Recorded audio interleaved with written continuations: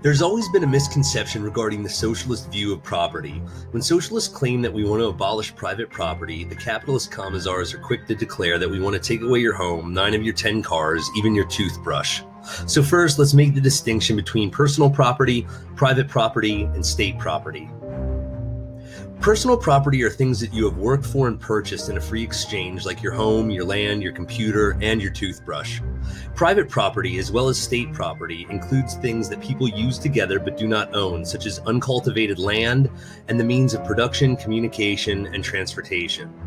Instead of being owned by the people who use them, a small group, either wealthy industrialists or state bureaucrats, control these vital resources.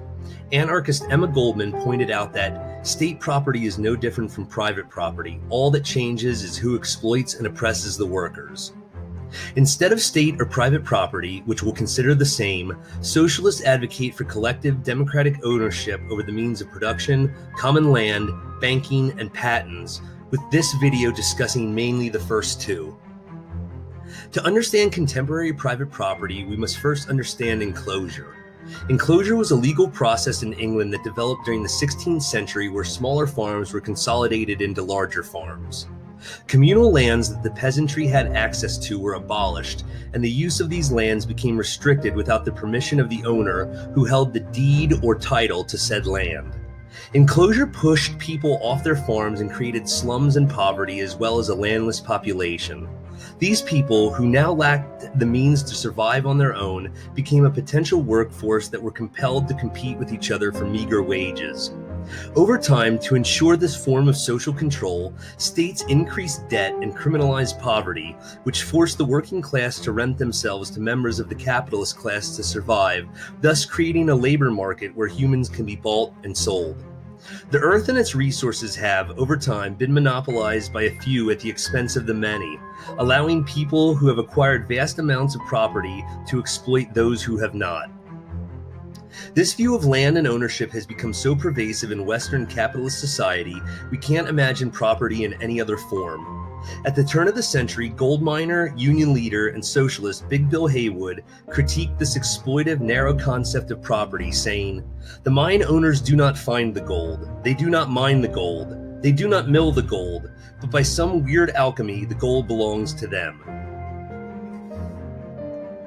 This rise of property gave rise to inequalities via the distribution of resources like gold, which gives rise to greater inequality in the bargaining power of the propertied over the propertyless.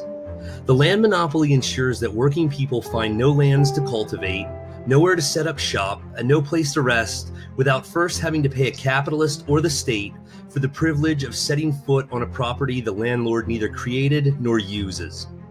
Property is exploitative because it allows a surplus to be monopolized by the owners in the same way that capitalists are able to appropriate the surplus from workers solely because they own the means of production, not because they actually earn it doing any of the productive work themselves.